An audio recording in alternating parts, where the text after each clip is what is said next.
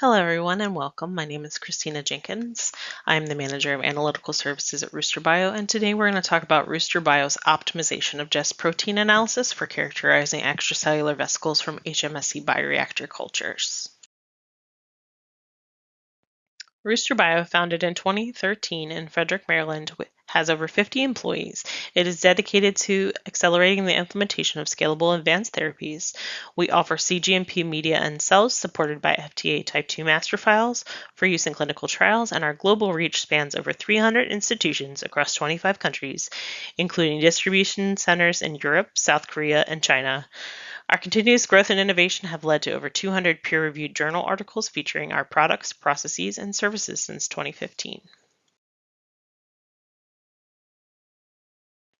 To accelerate the implementation of scalable advanced therapies, RoosterBio transforms MSC and exosome production by optimizing raw materials and processes, enabling seamless integration into current and future programs.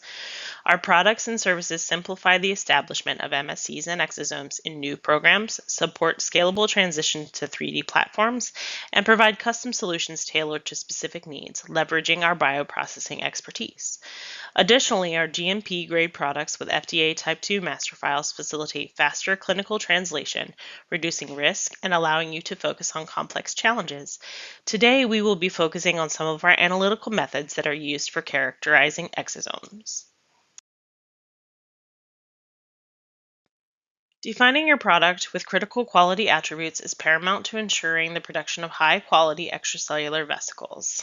Rigorous in-process characterization and testing are essential to verify EV recovery, maintain bulk EV identity and sample parameters, and assess individual EV identity and biological functionality.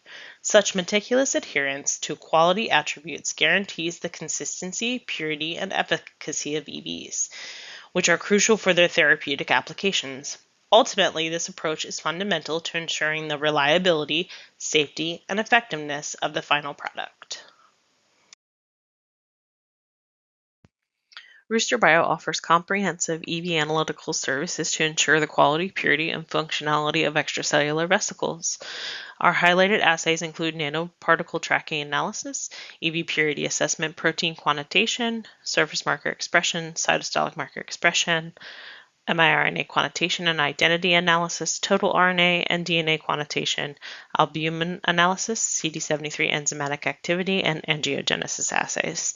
Today, we will focus on the protein simple Jess system, emphasizing the detail and precise analysis of EV surface and cytosolic markers, which is crucial for the thorough characterization of EVs. RoosterBio transitioned from traditional Western blotting to the Jess capillary action Western blot system to address several critical challenges and enhance operational efficiency.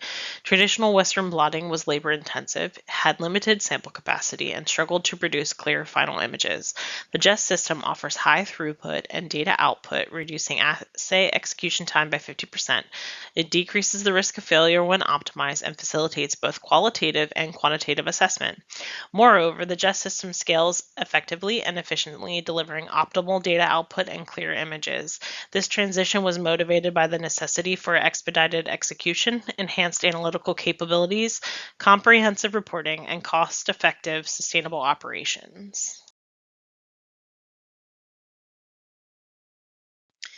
Today, I will discuss some of the key experiences and optimizations RoosterBio has achieved using the Jess system to analyze EV samples. One of our initial major milestones involved running recombinant protein samples alongside ultracentrifuged EV samples and comparing the results. The assessment yielded strong signals for all recombinant proteins, but failed to detect signals from the concentrated EVs.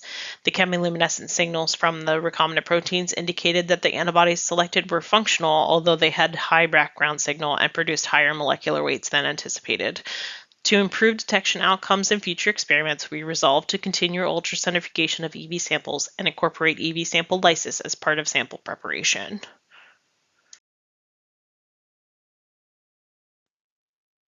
Due to the antibody background observed in previous experiments, we conducted new primary antibody assessments across two different tissue types.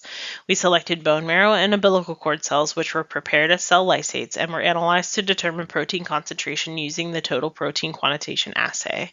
Antibodies from two different vendors were compared for all surface and cytostolic markers, with one vendor for CD9 showing significantly lower background signal and accurate molecular weight detection.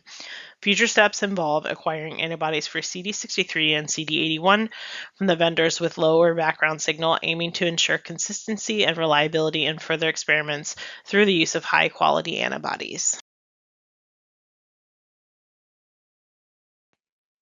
Using the same primary antibodies from the previous experiment, we transitioned to assessing secondary antibodies for surface markers.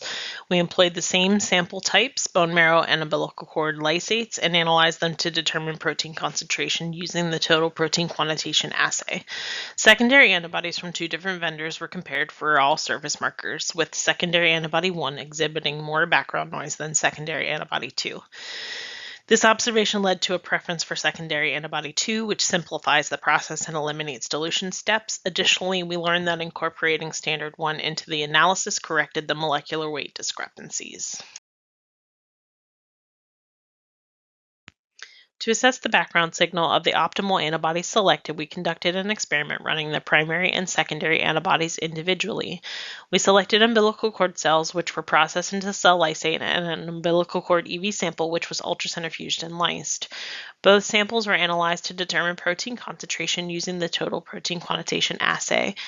Primary antibodies for all surface and cytostolic markers exhibited no background noise for both EV and cell lysate samples, though some weak, non-specific binding was observed in the 150 to 230 kilodalton range. This minimal interference from the primary antibodies confirms their reliability for accurate protein detection.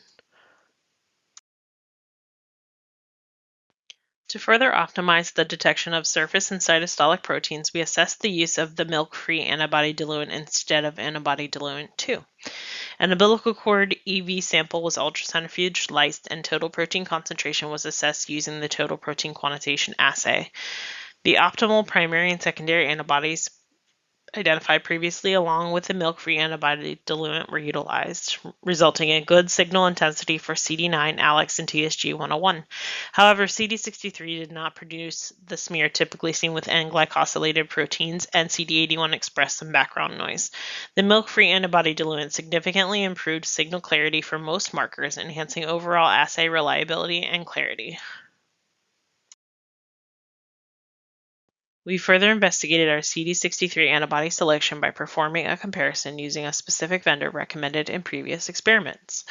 A 2D bone marrow and a 2D umbilical cord EV sampler were ultracentrifuged, lysed, and protein concentration was determined using the total protein quantitation assay. Samples were loaded by manually normalizing the protein concentration of each sample per well. The comparison of CD63 antibodies from two different vendors revealed that antibody 1 exhibited a broader molecular weight range, higher and more variable baseline signal, and low chemiluminescence signal. In contrast, antibody 2 demonstrated a lower baseline signal, significantly higher chemiluminescence intensity, more accurate molecular weight detection, and cleaner bands. These results showed CD63 antibody 2 is more reliable for accurate protein detection across different tissue types. To further optimize and enable manual normalization of sample loading, a protein titration was performed. We selected bone marrow cells, prepared them as cell lysates, and determined protein concentration using the total protein quantitation assay. Samples were loaded into the Jess at 0.25, 0.5, 1, 2, and 4 micrograms per well, and assessed exclusively for surface markers. Optimal chemiluminescent signal intensities, ideally ranging between 500 and 300,000, were observed for protein concentrations ranging between 2 and 4 micrograms per well. Molecular weights for each marker expressed similarly, with CD9 ranging from 28 to 31 kilodaltons, CD63 ranging from 36 to 80 kilodaltons, and CD81 ranging from 28 to 30 kilodaltons. Additionally, signal-to-noise ratios for each titration were evaluated to determine a signal-to-noise ratio of range for our samples.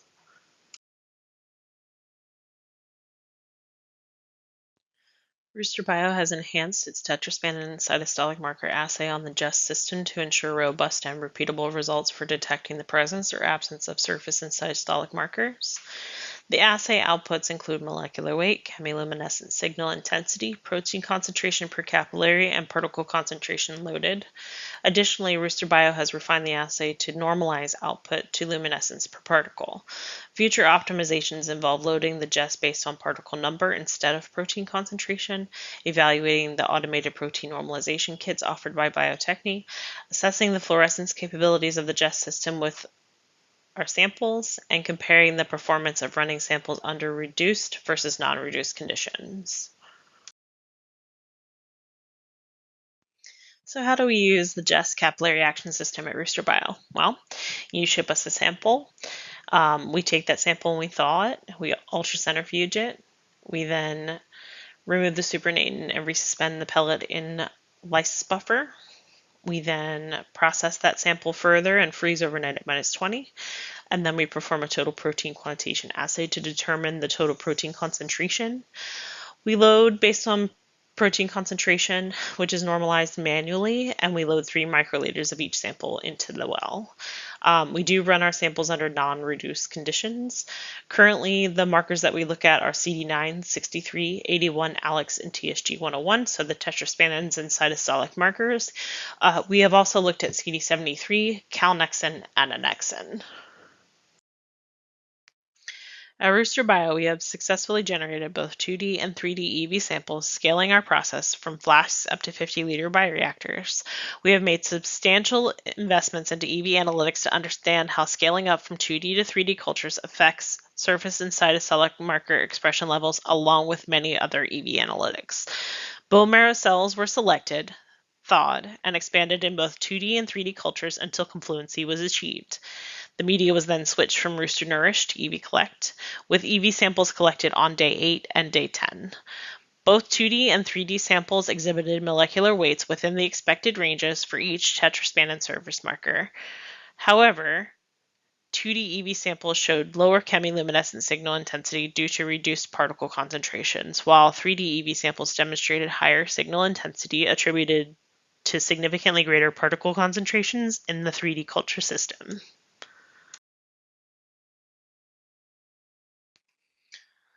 In conclusion, optimizing primary and secondary antibodies for lower background noise has significantly improved signal quality, while the use of milk-free antibody diluent has further enhanced signal clarity across all markers. These advancements have enabled RoosterBio to conduct 2D versus 3D EV lysate comparison tests, demonstrating that molecular weights are comparable between 2D and 3D EV collections, but signal intensities are greater in 3D due to increased particle concentration. The Jess system has proven to be a robust and reliable method for analyzing various protein samples, offering clearer and more accurate results than traditional Western blot methods. Moving forward, we aim to optimize sample preparation and assay conditions on the Jess system to establish a more quantitative method, continue testing different surface markers, and expand our capabilities on Jess for both chemiluminescence and fluorescence. Thank you very much. For any further questions, please email info@roosterbio.com.